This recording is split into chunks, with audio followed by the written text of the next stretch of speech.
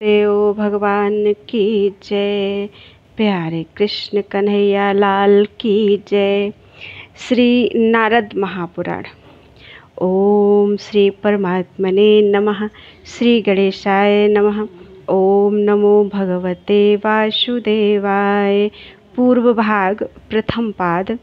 सिद्धाश्रम में शौनकादि महर्षियों का सूत जी से प्रश्न तथा सूत जी के द्वारा नारद पुराण की महिमा और विष्णु भक्ति के महात्म्य का वर्णन।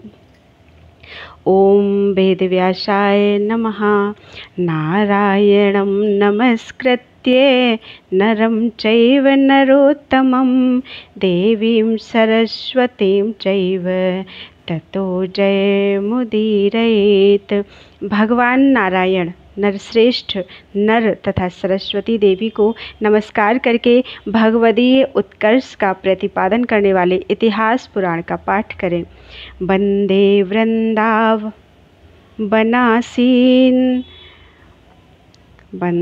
वृंदावनासीनम् इंदिरानंदमंदिरम् उपेन्द्रं सांद्रकारुण्यं परानंदम परात्परम।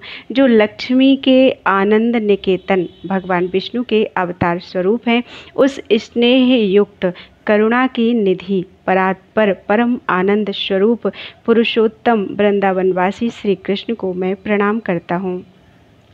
ब्रह्मा विष्णु महेशाख्यम यस्यां लोक साधकाः तमादिदेवं चिद्रूपं विशुद्धं परमं भजे। ब्रह्मा विष्णु तथा शिव जिसके स्वरूप हैं तथा लोकपाल जिसके अंश हैं, उस विशुद्ध ज्ञान स्वरूप आदिदेव परमात्मा की मैं आराधना करता हूँ। नैमिषारण्य नामक विशाल वन में महात्मा शौनक आदि ब्रह्मवादी मुनि मुक्ति की इच्छा से तपस्या में संलग्न थे। उन्होंने इंद्रियों को वश में कर लिया था। उनका भोजन नियमित था। वे सच्चे संत थे और सत्य स्वरूप परमात्मा की प्राप्ति के लिए पुरुषार्थ करते थे। आदि पुरुष सनातन भगवान विष्णु का वे बड़ी भक्ति से यजन पूजन करते रहते थे। उनमें ईर्ष्या का नाम नहीं था। वे संपूर्ण धर्मों के ज्ञाता और समस्त लोकों पर अनुग्रह करने वाले थे। ममता और अहंकार उन्हें छू भी नहीं सके थे। उनका चित्त निरंतर परमात्मा के चिंतन में तत्पर रहता था। वे समस्त कामनाओं का त्याग करके सर्वथा निष्पाप हो गए थे। उनमें शम दम आदि सद्गुणों का सहज विकास था। काले मृग चर्म की चादर ओढ़े, सिर पर जटा बढ़ाए तथा निरंतर ब्रह्मचर्य का पालन करते हुए वे महर्षिगण सदा परब्रह्म परमात्मा का जप एवं कीर्तन करते थे। सूर्य के समान प्रतापी, धर्मशास्त्र यथार्थ तत्व जानने वाले वे महात्मा नैमिषारण्य में तप करते थे। उनमें से कुछ लोग यज्ञों द्वारा यज्ञपति भगवान विष्णु का यजन करते थे। कुछ लोग ज्ञान योग के साधनों द्वारा ज्ञान स्वरूप श्रीहरि की उपासना करते थे और कुछ लोग भक्ति के मार्ग पर चलते हुए पराभक्ति के द्वारा भगवान नारायण की पूजा करते थे। एक समय धर्म, अर्थ, काम और मोक्ष का उपाय जानने की इच्छा से उन श्रेष्ठ महात्माओं ने एक बड़ी भारी सभा की। उसमें 26,000 ऊर्ध्वरेता अर्थात नैष्ठिक ब्रह्मचर्य का पालन करने वाले मुनि सम्मिलित हुए थे। उनके शिष्य प्रशिष्यों की संख्या तो बताई ही नहीं जा सकती। पवित्र अंतःकरण वाले वे महातेजस्वी महर्षि लोगों पर अनुग्रह करने के लिए ही एकत्र हुए थे। उनमें राग और मात्सर्य का सर्वथा अभाव था। वे शौनक जी से यह पूछना चाहते थे कि इस पृथ्वी पर कौन कौन से पुण्य क्षेत्र एवं पवित्र तीर्थ हैं। त्रिविध ताप से पीड़ित चित्त वाले मनुष्यों को मुक्ति कैसे प्राप्त हो सकती है। लोगों को भगवान विष्णु की अविचल भक्ति कैसे प्राप्त होगी तथा सात्विक, राजस और तामस भेद से 3 प्रकार के कर्मों का फल किसके द्वारा प्राप्त होता है। उन मुनियों को अपने से इस प्रकार प्रश्न करने के लिए उद्यत देखकर उत्तम बुद्धि वाले शौनक जी विनय से झुक गए और हाथ जोड़कर बोले। शौनक जी ने कहा, महर्षियों, पवित्र सिद्धाश्रम तीर्थ में पौराणिकों में श्रेष्ठ सूत जी रहते हैं। वे वहाँ अनेक प्रकार के यज्ञों द्वारा विश्व रूप भगवान विष्णु का यजन किया करते हैं। महामुनि सूत जी व्यास जी के शिष्य हैं। वे यह सब विषय अच्छी तरह जानते हैं। उनका नाम रोमहर्षण है। वे बड़े शांत स्वभाव के हैं और पुराण संहिता के वक्ता हैं। भगवान मधुसूदन प्रत्येक युग में धर्मों का ह्रास देखकर वेदव्यास रूप से प्रकट होते हैं और एक ही वेद के अनेक विभाग करते हैं। विप्रगण, हमने सब शास्त्रों में यह सुना है कि वेदव्यास मुनि साक्षात भगवान नारायण ही हैं। उन्हीं भगवान व्यास ने सूत जी को पुराणों का उपदेश दिया है। परम बुद्धिमान वेदव्यास जी के द्वारा भली भांति उपदेश पाकर सूत जी सब धर्मों के ज्ञाता हो गए हैं। संसार में उनसे बढ़कर दूसरा कोई पुराणों का ज्ञाता नहीं है, क्योंकि इस लोक में सूत जी ही पुराणों के तात्विक अर्थ को जानने वाले सर्वज्ञ और बुद्धिमान हैं। उनका स्वभाव शांत है। वे मोक्ष धर्म के ज्ञाता तो हैं ही, कर्म और भक्ति के विविध साधनों को भी जानते हैं।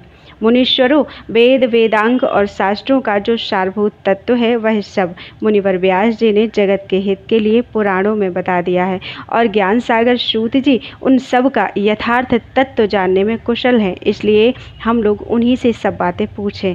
इस प्रकार शौनक जी ने मुनियों से जब अपना अभिप्राय निवेदन किया तब वे सब महर्षि विद्वानों में श्रेष्ठ शौनक जी को आलिंगन करके बहुत प्रसन्न हुए और उन्हें साधुवाद देने लगे। तदनंतर सब मुनि वन के भीतर पवित्र सिद्धाश्रम तीर्थ में गए और वहां उन्होंने देखा कि सूत जी अग्निष्टोम यज्ञ के द्वारा अनंत अपराजित भगवान नारायण का यजन कर रहे हैं। सूत जी ने उन विख्यात तेजस्वी महात्माओं का यथोचित स्वागत सत्कार किया। तत्पश्चात उनसे नैमिषारण्य निवासी मुनियों ने इस प्रकार पूछा। ऋषि बोले, उत्तम व्रत का पालन करने वाले सूत जी, हम आपके यहाँ अतिथि रूप में आए हैं, अतः आपसे आतिथ्य सत्कार पाने के अधिकारी हैं। आप दान रूपी पूजन सामग्री के द्वारा हमारा पूजन कीजिए। मुने देवता लोग चंद्रमा की किरणों से निकला हुआ अमृत पीकर जीवन धारण करते हैं, परंतु इस पृथ्वी के देवता ब्राह्मण आपके मुख से निकले हुए ज्ञान रूपी अमृत को पीकर तृप्त होते हैं। तात, हम यह जानना चाहते हैं कि यह संपूर्ण जगत किससे उत्पन्न हुआ है, इसका आधार और स्वरूप क्या है, यह किस में स्थित है और किस में इसका लय होगा। भगवान विष्णु किस साधन से प्रसन्न होते हैं, मनुष्यों द्वारा उनकी पूजा कैसे की जाती है, भिन्न भिन्न वर्णों और आश्रमों का आचार क्या है, अतिथि की पूजा कैसे की जाती है जिससे सब कर्म सफल हो जाते हैं, वह मोक्ष का उपाय मनुष्यों को कैसे सुलभ है, पुरुषों को भक्ति से कौन सा फल प्राप्त होता है और भक्ति का स्वरूप क्या है। मुनि श्रेष्ठ सूत जी, ये सब बातें आप हमें इस प्रकार समझाकर बतावें कि फिर इनके विषय में कोई संदेह ना रह जाए। आपके अमृत के समान वचनों को सुनने के लिए किसके मन में श्रद्धा नहीं होगी। सूत जी ने कहा, महर्षियों, आप सब लोग सुने। आप लोगों को जो अभीष्ट है वह मैं बतलाता हूँ।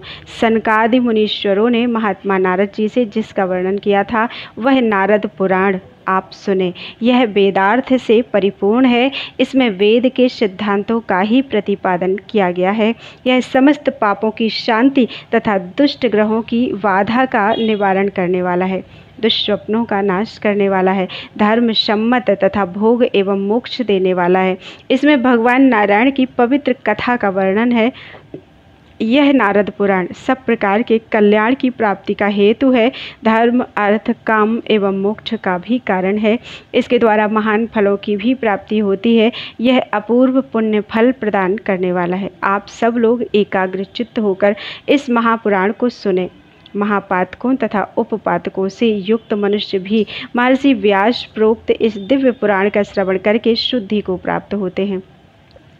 इसके एक अध्याय का पाठ करने से अश्वमेध यज्ञ का और 2 अध्यायों के पाठ से राजसु यज्ञ का फल मिलता है।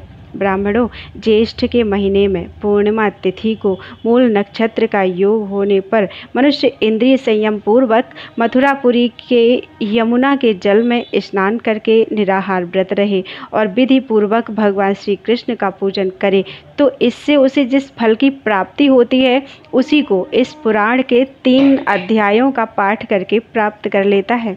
इसके 10 अध्यायों का भक्ति भाव से श्रवण करके मनुष्य निर्वाण मोक्ष प्राप्त कर लेता है।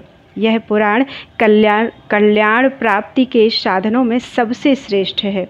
पवित्र ग्रंथों में इसका स्थान सर्वोत्तम है। यह बुरे स्वप्नों का नाशक और परम पवित्र है। ब्रह्मर्षियों, इसका यत्न पूर्वक श्रवण करना चाहिए। यदि मनुष्य श्रद्धा पूर्वक इसके एक श्लोक या आधे श्लोक का भी पाठ कर ले तो वह महापातकों के समूह से तत्काल मुक्त हो जाता है। साधु पुरुषों के समक्ष ही इस पुराण का वर्णन करना चाहिए, क्योंकि यह गोपनीय से भी अत्यंत गोपनीय है। भगवान विष्णु के समक्ष किसी पुण्य क्षेत्र में तथा ब्राह्मण आदि द्विजातियों के निकट इस पुराण की कथा बाँचनी चाहिए। जिन्होंने काम, क्रोध आदि दोषों को त्याग दिया है, जिनका मन भगवान विष्णु की भक्ति में लगा है तथा जो सदाचार परायण हैं, उन्हीं को यह मोक्ष साधक पुराण सुनाना चाहिए। भगवान विष्णु सर्वदेवमय हैं। वे अपना स्मरण करने वाले भक्तों की समस्त पीड़ाओं का नाश कर देते हैं। श्रेष्ठ भक्तों पर उनकी स्नेह धारा सदा प्रवाहित रहती है। ब्राह्मणों, भगवान विष्णु केवल भक्ति से ही संतुष्ट होते हैं, दूसरे किसी उपाय से नहीं। उनके नाम का बिना श्रद्धा के भी कीर्तन अथवा श्रवण कर लेने पर मनुष्य सब पापों से मुक्त हो जाता है और अविनाशी वैकुंठ धाम को प्राप्त कर लेता है। भगवान मधुसूदन संसार रूपी भयंकर एवं दुर्गम वन को दग्ध करने के लिए दावानल रूप हैं। महर्षियों, भगवान श्रीहरि अपना स्मरण करने वाले पुरुषों के सब पापों का उसी क्षण नाश कर देते हैं। उनके तत्व का प्रकाश करने वाले इस उत्तम पुराण का श्रवण अवश्य करना चाहिए। सुनने अथवा पाठ करने से भी यह पुराण सब पापों का नाश करने वाला है। ब्राह्मणों, जिसकी बुद्धि भक्ति पूर्वक इस पुराण के सुनने में लग जाती है, वही कृतकृत्य है, वही संपूर्ण शास्त्रों का मर्मज्ञ पंडित है तथा उसी के द्वारा किए हुए तप और पुण्य को मैं सफल मानता हूँ, क्योंकि बिना तप और पुण्य के इस पुराण को सुनने में प्रेम नहीं हो सकता। जो संसार का हित करने वाले साधु पुरुष हैं, वे ही उत्तम कथाओं के कहने सुनने में प्रवृत्त होते हैं। पाप परायण दुष्ट पुरुष तो सदा दूसरों की निंदा और दूसरों के साथ कलह करने में ही लगे रहते हैं।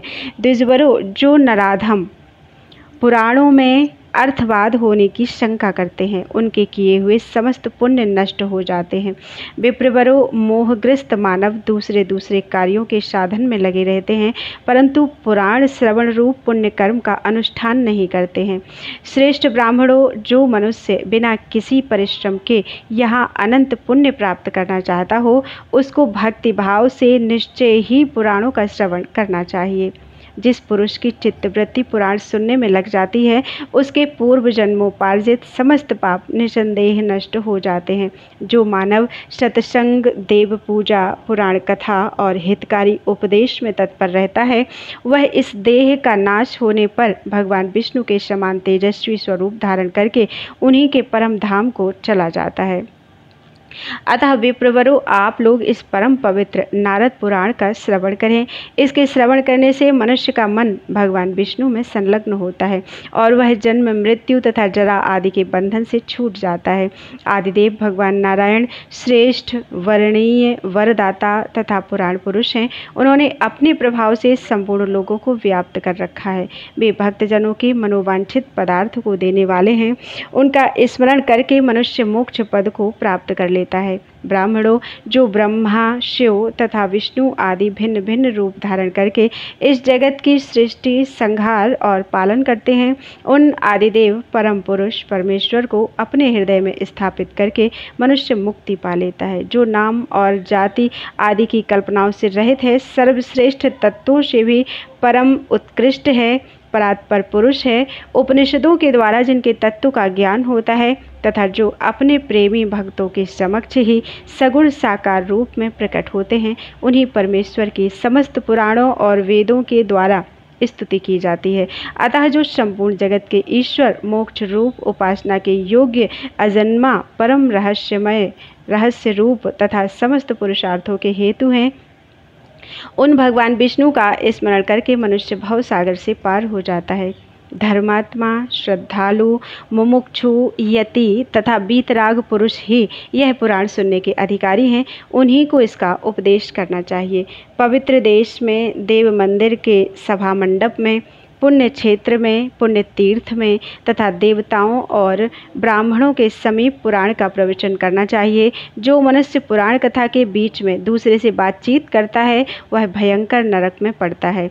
जिसका चित्त एकाग्र नहीं है वह सुनकर भी कुछ नहीं समझता, अतः एक चित्त होकर भगवत कथा अमृत का पान करना चाहिए। जिसका मन इधर उधर भटक रहा हो उसे कथा रस का आस्वादन कैसे आ सकता है। संसार में चंचल चित्त वाले मनुष्य को क्या सुख मिलता है। अतः दुख की साधनभूत समस्त कामनाओं का त्याग करके एकाग्र चित्त होकर भगवान विष्णु का चिंतन करना चाहिए। जिस किसी उपाय से भी यदि अविनाशी भगवान नारायण का स्मरण किया जाए तो वे पातकी मनुष्य पर भी निसंदेह प्रसन्न हो जाते हैं। संपूर्ण जगत के स्वामी तथा सर्वत्र व्यापक अविनाशी भगवान विष्णु में जिसकी भक्ति है उसका जन्म सफल हो गया और मुक्ति उसके हाथ में है। विप्रवरों, भगवान विष्णु के भजन में संलग्न रहने वाले पुरुषों को धर्म, अर्थ, काम और मोक्ष चारों पुरुषार्थ प्राप्त होते हैं। बोलो वृंदावन बिहारी लाल की जय। नारद जी द्वारा भगवान विष्णु की स्तुति। ऋषियों ने पूछा, सूत जी, सनत कुमार जी ने महात्मा नारद को किस प्रकार संपूर्ण धर्मों का उपदेश किया तथा उन दोनों का समागम किस तरह हुआ। वे दोनों ब्रह्मवादी महात्मा किस स्थान में स्थित होकर भगवान की महिमा का गान करते थे, यह हमें बताइए। सूत जी बोले, महात्मा सनक आदि ब्रह्मा जी के मानस पुत्र हैं। उनमें ना ममता है और ना अहंकार। वे सभी नैष्ठिक ब्रह्मचारी हैं। उनके नाम बतलाता हूँ, सुनिए। सनक, सनंदन, सनत कुमार और सनातन, इन्हीं नामों से उनकी ख्याति है। वे चारों महात्मा भगवान विष्णु के भक्त हैं तथा निरंतर परब्रह्म परमात्मा के चिंतन में तत्पर रहते हैं। उनका प्रभाव सहस्र सूर्यों के समान है। वे सत्यव्रती तथा मुमुक्षु हैं। एक दिन की बात है, वे मेरुगिरी के शिखर पर ब्रह्मा जी की सभा में जा रहे थे। मार्ग में उन्हें भगवान विष्णु के चरणों से प्रकट हुई गंगा जी का दर्शन हुआ और उन्हें अभीष्ट था। गंगा जी का दर्शन करके वे चारों महात्मा उनकी सीता नाम वाली धारा के जल में स्नान करने को उद्यत हुए। द्विजवरों, इसी समय देवर्षि नारद मुनि भी वहां आ पहुँचे और अपने बड़े भाइयों को वहां स्नान के लिए उद्यत देख उन्हें हाथ जोड़कर नमस्कार किया। उस समय वे प्रेम भक्ति के साथ भगवान मधुसूदन के नामों का कीर्तन करने लगे। नारायण, अच्युत, अनंत, वासुदेव, जनार्दन, यज्ञेश, यज्ञ पुरुष, कृष्ण, विष्णु, आपको नमस्कार है। कमल नयन, कमलाकांत, गंगा जनक, केशव, क्षीर समुद्र में शयन करने वाले देवेश्वर, दामोदर, आपको नमस्कार है। श्री राम, विष्णु, नरसिंह, वामन, प्रद्युम्न, संकर्षण, वासुदेव, अज, अनिरुद्ध, निर्मल प्रकाश स्वरूप मुरारे, आप सब प्रकार के भय से निरंतर हमारी रक्षा कीजिए। इस प्रकार उच्च स्वर से हरिनाम का उच्चारण करते हुए उन अग्रज मुनियों को प्रणाम करके वे उनके पास बैठे और उन्हीं के साथ प्रसन्नतापूर्वक वहाँ स्नान भी किया। संपूर्ण लोकों का पाप दूर करने वाली गंगा की धारा सीता के जल में स्नान करके उन निष्पाप महामुनियों ने देवताओं, ऋषियों तथा पितरों का तर्पण किया। फिर जल से बाहर आकर संध्या उपासना आदि अपने नित्य नियम का पालन किया।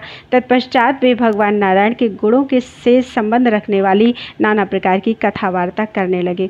उस मनोरम गंगा तट पर सनकादि मुनियों ने जब अपना नित्य कर्म समाप्त कर लिया तब देवर्षि नारद ने अनेक प्रकार की कथा वार्ता के बीच उनसे इस प्रकार प्रश्न किया। नारद जी बोले, मुनिवरों, आप लोग सर्वज्ञ हैं, सदा भगवान के भजन में तत्पर रहते हैं। आप सब के सब सनातन भगवान जगदीश्वर हैं और जगत के उद्धार में तत्पर रहते हैं। दीन दुखियों के प्रति मैत्री भाव रखने वाले आप महानुभावों में से कुछ मैं प्रश्न पूछता हूँ, उन्हें बताएं। विद्वानों, मुझे भगवान का लक्षण बताइए। यह संपूर्ण स्थावर जंगम जिनसे उत्पन्न हुआ है, भगवती गंगा जिनके चरणों का धोवन है, वे भगवान श्रीहरि कैसे जाने जाते हैं। मनुष्यों के मन, वाणी, शरीर से किए हुए कर्म कैसे सफल होते हैं। सबको मान देने वाले महात्माओं, ज्ञान और तपस्या का भी लक्षण बतलाइए। साथ ही अतिथि का भी पूजन महत्व समझाइए जिससे भगवान विष्णु प्रसन्न होते हैं। हे नाथ, इस प्रकार के और भी जो गुह्य सत्कर्म भगवान विष्णु को प्रसन्न करने वाले हैं, उन सब का मुझ पर अनुग्रह करके यथार्थ रूप से वर्णन कीजिए। तदनंतर नारद जी भगवान की स्तुति करने लगे, जो पर से भी परे परम प्रकाश स्वरूप परमात्मा संपूर्ण कार्य कारण रूप जगत में अंतर्यामी रूप से निवास करते हैं तथा जो सगुण और निर्गुण रूप हैं उनको नमस्कार है। जो माया से रहित हैं, परमात्मा जिनका नाम है, माया जिनकी शक्ति है, यह संपूर्ण विश्व जिनका स्वरूप है, जो योगियों के ईश्वर योग स्वरूप तथा योग गम्य हैं, उन सर्वव्यापी भगवान विष्णु को नमस्कार है। जो ज्ञान स्वरूप ज्ञान गम्य तथा संपूर्ण ज्ञान के एकमात्र हेतु हैं, ज्ञानेश्वर ज्ञेय ज्ञाता तथा विज्ञान संपत्ति रूप हैं, उन परमात्मा को नमस्कार है। जो ध्यान स्वरूप ध्यान गम्य तथा ध्यान करने वाले साधकों के पाप का नाश करने वाले हैं, जो ध्यान के ईश्वर श्रेष्ठ बुद्धि से युक्त तथा ध्याता ध्येय स्वरूप हैं, उन परमेश्वर को नमस्कार है। सूर्य चंद्रमा अग्नि तथा ब्रह्मा आदि देवता सिद्ध यक्ष असुर और नागगण जिनकी शक्ति से संयुक्त होकर ही कुछ करने में समर्थ होते हैं, जो अजन्मा पुराण पुरुष सत्य स्वरूप तथा स्तुति के अधीश्वर हैं, उन परमात्मा को मैं सर्वदा नमस्कार करता हूँ। ब्रह्मन जो ब्रह्मा जी का रूप धारण करके संसार की सृष्टि और विष्णु रूप से जगत का पालन करते हैं तथा कल्प का अंत होने पर जो रुद्र रूप धारण करके संहार में प्रवृत्त होते हैं और एकार्णव के जल में अक्षय वट के पत्र पर शिशु रूप से अपने चरणारविंद का रसपान करते हुए शयन करते हैं, उन अजन्मा परमेश्वर का मैं भजन करता हूँ, जिनके नाम का संकीर्तन करने से गजराज ग्राह के भयानक बंधन से मुक्त हो गया। जो प्रकाश स्वरूप देवता अपने परम पद में नित्य विराजमान रहते हैं, उन आदि पुरुष भगवान विष्णु की मैं शरण लेता हूँ। जो शिव की भक्ति करने वाले पुरुषों के लिए शिव स्वरूप और विष्णु का ध्यान करने वाले भक्तों के लिए विष्णु स्वरूप है। जो संकल्प पूर्वक अपने देह धारण में स्वयं ही हेतु है, उन नित्य परमात्मा की मैं शरण लेता हूँ। जो केशी तथा नरकासुर का नाश करने वाले हैं, जिन्होंने बाल्यावस्था में अपने हाथ के अग्रभाग से गिरिराज गोवर्धन को धारण किया था, पृथ्वी के भार का अपहरण जिनका स्वाभाविक विनोद है, उन दिव्य शक्ति संपन्न भगवान वासुदेव को मैं सदा प्रणाम करता हूँ। जिन्होंने खंभे में भयंकर नरसिंह रूप से अवतीर्ण होकर पर्वत की चट्टान के समान कठोर दैत्य हिरण्यकशिपु के वक्ष स्थल को विदीर्ण करके अपने भक्त प्रहलाद की रक्षा की, उन अजन्मा परमेश्वर को मैं नमस्कार करता हूँ। जो आकाश आदि तत्वों से विभूषित परमात्मा नाम से प्रसिद्ध निरंजन नित्य अमेय तत्व तथा कर्म रहित हैं, उन विश्व विधाता पुराण पुरुष परमात्मा को मैं नमस्कार करता हूँ। जो ब्रह्मा इंद्र रुद्र अग्नि वायु मनुष्य यक्ष गंधर्व असुर तथा देवता आदि अपने विभिन्न स्वरूपों के साथ स्थित हैं, जो एक अद्वितीय परमेश्वर हैं, उन आदि पुरुष परमात्मा का मैं भजन करता हूँ। वह भेदयुक्त संपूर्ण जगत यह भेदयुक्त संपूर्ण जगत जिनसे उत्पन्न हुआ है, जिनमें स्थित है और संहार काल में जिनमें लीन हो जाएगा, उन परमात्मा की मैं शरण लेता हूँ। जो विश्व रूप में स्थित होकर यहाँ आसक्त से प्रतीत होते हैं, परंतु वास्तव में जो असंग और परिपूर्ण हैं, उन परमेश्वर की मैं शरण लेता हूँ। जो भगवान सबके हृदय में स्थिर होकर भी माया से मोहित चित्त वालों के अनुभव में नहीं आते तथा जो परम शुद्ध स्वरूप हैं, उनकी मैं शरण लेता हूँ। जो लोग सब प्रकार की आसक्तियों से दूर रहकर ध्यान योग में अपने मन को लगाए हुए हैं, उन्हें जो सर्वत्र ज्ञान स्वरूप प्रतीत होते हैं, उन परमात्मा की मैं शरण लेता हूँ।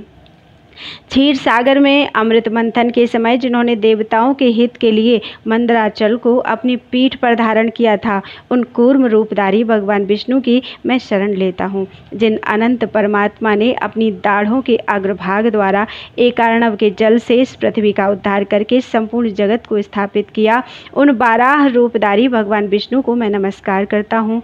अपने भक्त प्रहलाद की रक्षा करते हुए जिन्होंने पर्वत की शिला के समान अत्यंत कठोर वक्ष वाले हिरण्यकशिपु दैत्य को विदीर्ण करके मार डाला था, उन भगवान नरसिंह को मैं नमस्कार करता हूँ।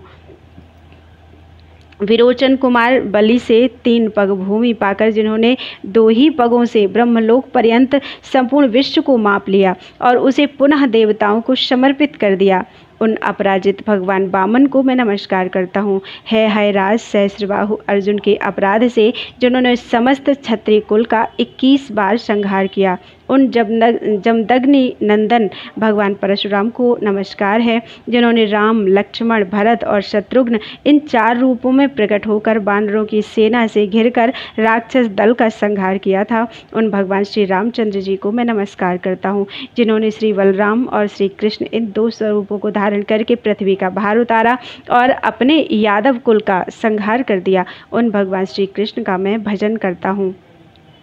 भूः भुवः स्वः तीनों लोकों में व्याप्त अपने हृदय में साक्षात्कार करने वाले निर्मल बुद्ध रूप परमेश्वर का मैं भजन करता हूँ।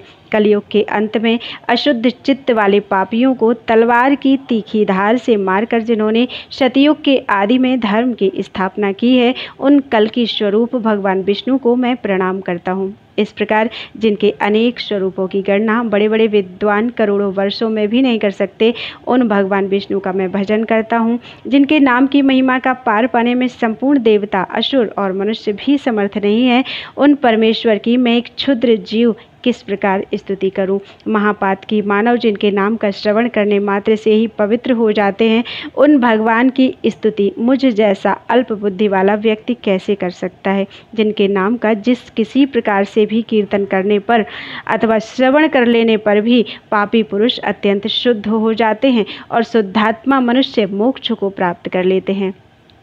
निष्पाप योगी जन अपने मन को बुद्धि में स्थापित करके जिनका साक्षात्कार करते हैं, उन ज्ञान स्वरूप परमेश्वर की मैं शरण लेता हूँ।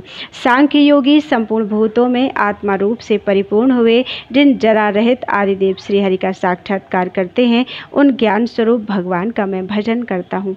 संपूर्ण जीव जिनके स्वरूप हैं, जो शांत स्वरूप हैं, सबके साक्षी ईश्वर सहस्त्रों मस्तकों से सुशोभित तथा भाव रूप हैं, उन भगवान श्री हरि की मैं वंदना करता हूँ। भूत और भविष्य चराचर जगत को व्याप्त करके जो उससे 10 अंगुल ऊपर स्थित हैं, उन जरा मृत्यु रहित परमेश्वर का मैं भजन करता हूँ। जो सूक्ष्म से भी अत्यंत सूक्ष्म, महान से भी अत्यंत महान तथा गुह्य से भी अत्यंत गुह्य हैं, उन अजन्मा भगवान को मैं बार बार प्रणाम करता हूँ। जो परमेश्वर ध्यान, चिंतन, पूजन, श्रवण अथवा नमस्कार मात्र कर लेने पर भी जीव को अपना परम पद दे देते हैं, उन भगवान पुरुषोत्तम की मैं वंदना करता हूँ। इस प्रकार परम पुरुष परमेश्वर की नारद जी के द्वारा स्तुति करने पर नारद सहित वे सनंदन आदि मुनीश्वर बड़ी प्रसन्नता को प्राप्त हुए। उनके नेत्रों में आनंद के आंसू भर आए थे। जो मनुष्य प्रातःकाल उठकर परम पुरुष भगवान विष्णु के उपर्युक्त स्तोत्र का पाठ करता है, वह सब पापों से शुद्ध चित्त होकर भगवान विष्णु के लोक में जाता है। बोलो वृंदावन बिहारी लाल की जय।